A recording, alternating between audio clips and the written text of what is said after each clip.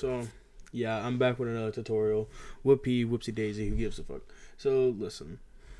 I'm gonna get started with like a series. It's gonna be like a series basically teaching new people how to keyframe.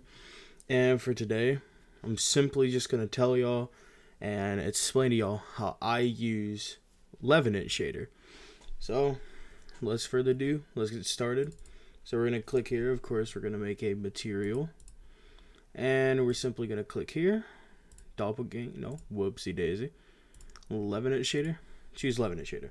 So here's the shader, and as any other shader, go to the ending fade, put it on infinite, turn on particle system, put this to 0.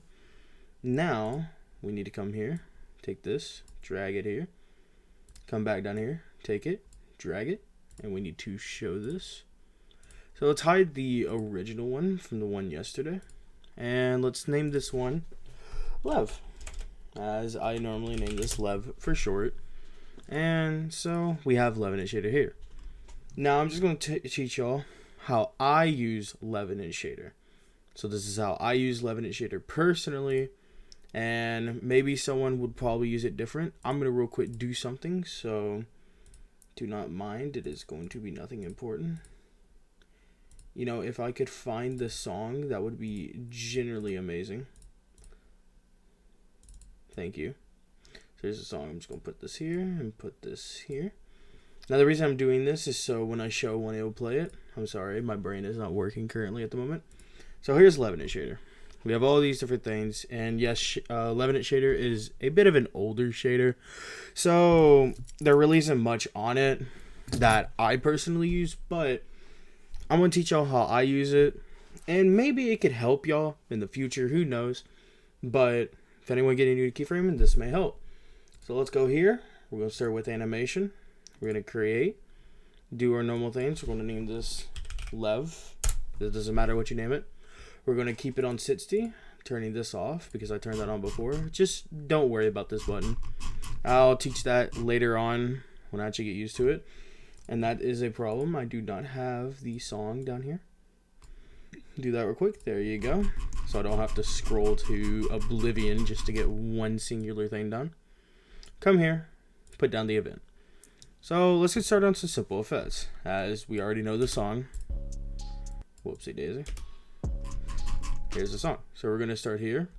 I went ahead and explained this in the later video before of how to use your recording.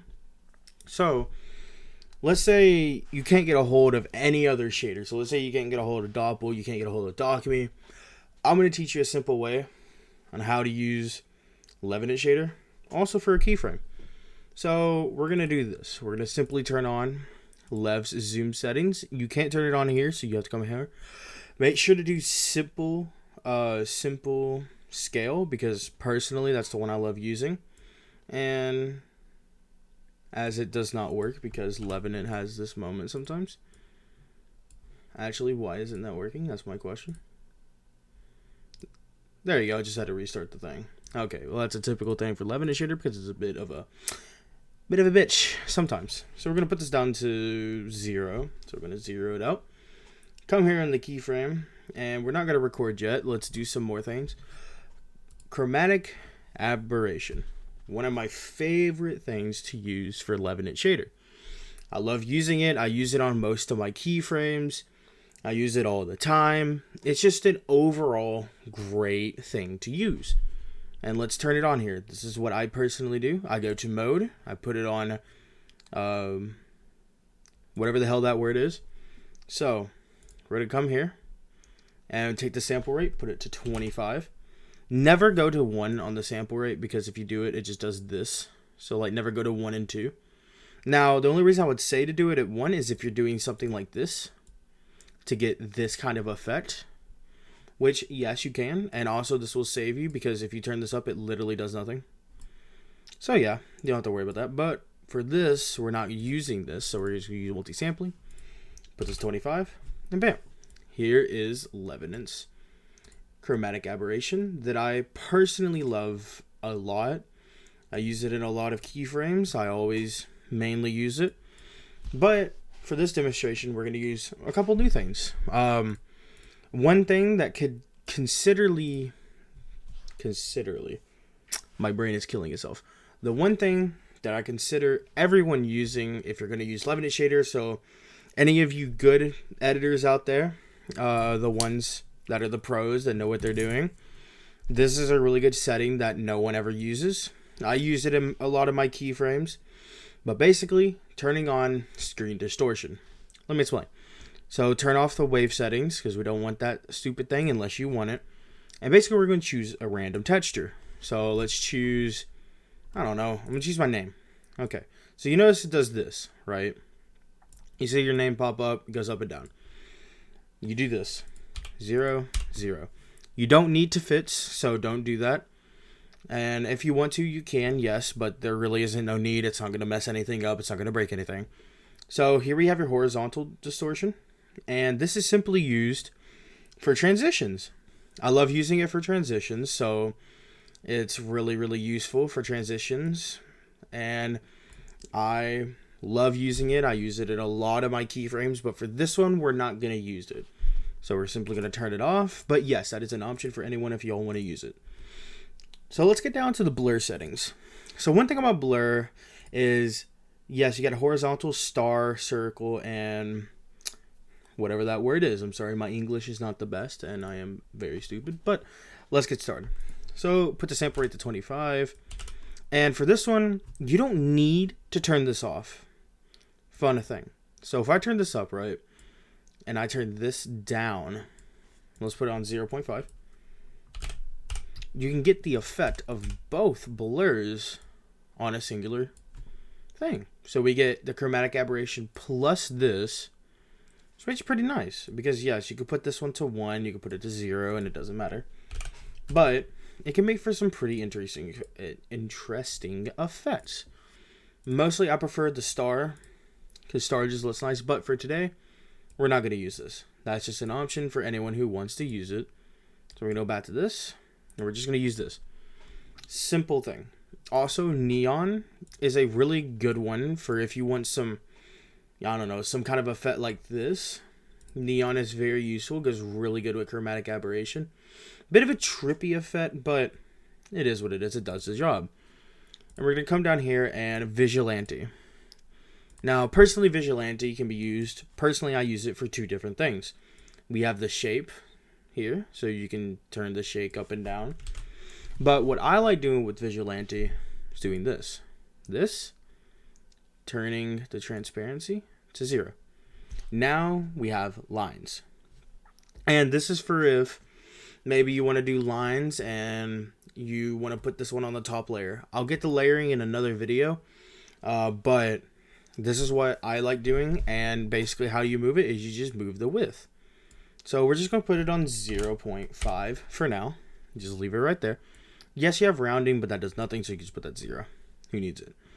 This one's for textures, so it really isn't useful. Also, if you turn this on, sometimes, yeah, there you go. You get that little weird effect. I don't know why that happens, but it does, so there's really no need in it. Also, this one's also used for textures as well. There's this texture option and then overlay texture, which is, I personally use it. Yes, it does this, but you can just simply do this. You can also use this for a white effect if you want a white, blur.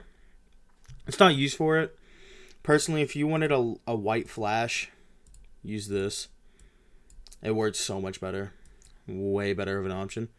Also, you got grayscale, so if you want to use that option, you can. But for today, we are just going to use these. We're just going to use zoom settings. You're going to need your shake. And I love Lev shape because it has this circular shape. Also putting the speed to 2020. So we get this nice circular shape. Now, personally, I like bumping up the speed a bit. So we're going to put it on 60-60. 60-60 speed. So we get this nice aggressive circle shake. Personally, I like it. You may not. So feel free to experiment. But we're going to do this. Just a bit of like an aggressive shake for the song. So how we want to do this, we're going to go here. And personally, I'm just going to do this. It's not the real way of doing it, but it works. So if you just put the 0, 0, take your in frames, and just do this. It works. It just works. So we're gonna come here. We're gonna zoom this up here. Come back. Put this back to 0. We're gonna come to our chromatic aberration. Put this on 0. Make sure to turn off recording when you did that. Do that. Come here. Do this. And this is just a very simple way of doing it. Maybe we can add some screen distortion. Maybe that would look nice. Because you can technically edit this distortion. And I could do something with it. So we're going to use this distortion. I know I said we weren't, but we're going to use it. Whoopsie daisy. Come here, we're going to put on 0. What's 0.1 look like? What about this one, 0.1? Okay, we have a little bit of a distortion. Let's see what this would look like if we took it, went over here, and it copied it. Look at there. That's a pretty good distortion effect we have going on there with Leviant. We're going to keep it. So we're going to go here to the end, and there you go. We have very simple effects for Leviant. And we're going to come right over here. We're going to take this, copy it, and put it to the end, like always.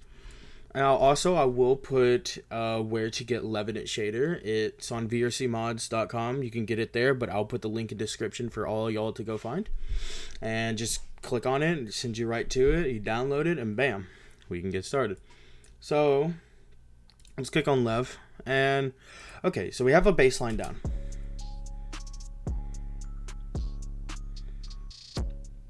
Now, that's very, very plain, but let's spice it up a bit. How about instead of right here, instead of going to the positive, we go into the negatives.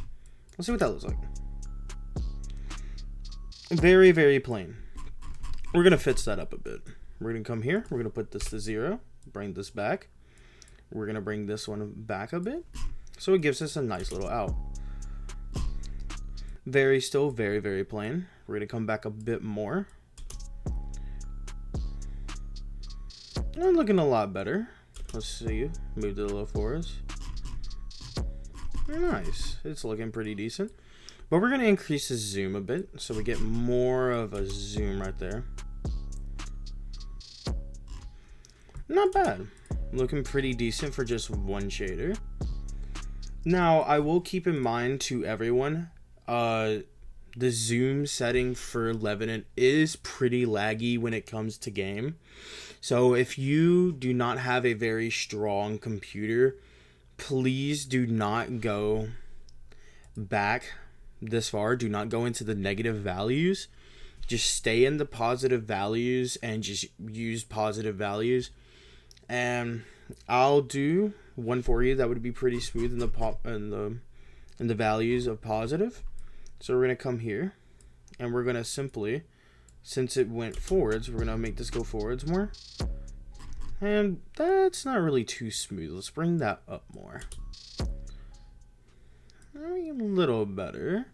Not too good, but could be better. We're gonna put this to 0. We're actually gonna bring this up more. And we're gonna bring it back just a little bit. Just not too much to lag, but enough to maybe get a little bit going. But we're gonna bring these a bit closer because it really isn't that smooth. There you go. Something. There's something a little bit better. Now it could be a little smoother, I would say. So I'm maybe gonna bring this a little closer. Actually, maybe put this one a little bit further. Oh, it's looking better. Bring this back a little bit. Maybe make this one go out a little bit more.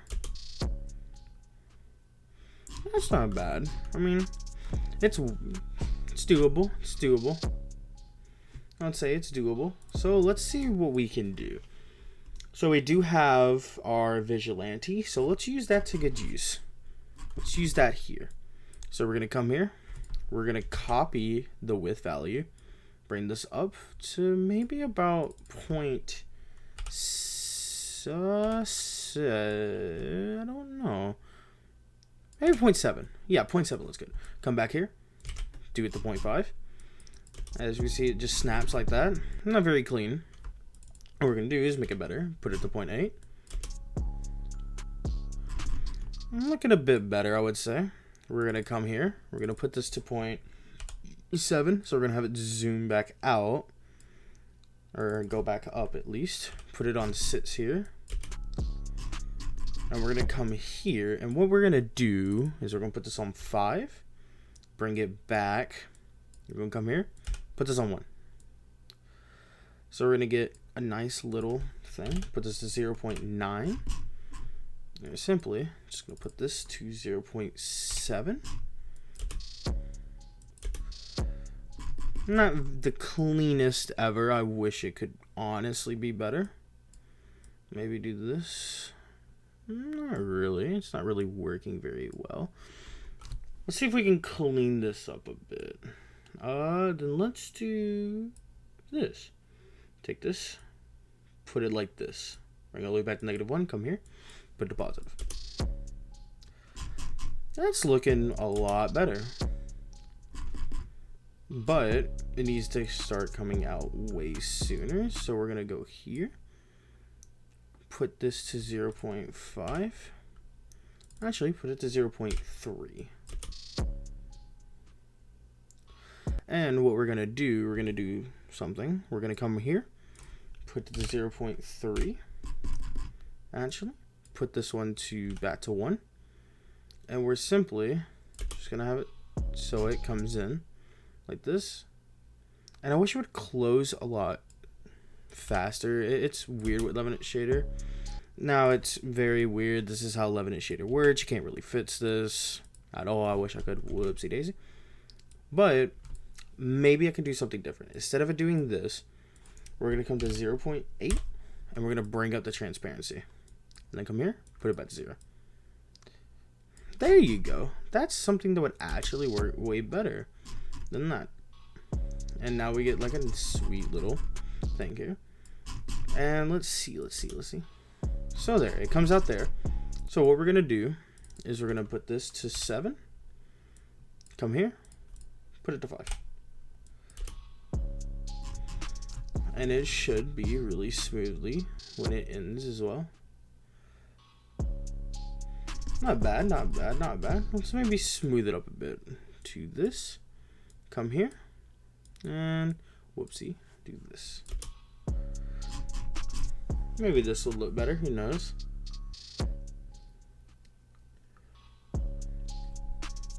I would say that loops pretty well. Let's do that here as well because I really do like that. I'm going to come here, put this back to 0. It's going to come in, do this, and we'll just simply do that. Maybe this value needs to go out a bit more.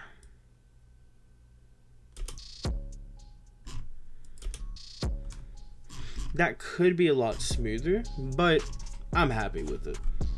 But for today, yes, if this does happen, you can just ignore. But there's something really simple you can do with Leviant shader and how I would use it personally on a simple keyframe like this. I hope y'all enjoyed, and part 3 will probably be out maybe tomorrow or the day after. It depends on how my work goes, but I will be happy to make another tutorial, and next time I'll do a tutorial on document shader. Hope y'all have a great one. Have a great rest of your day. Peace out.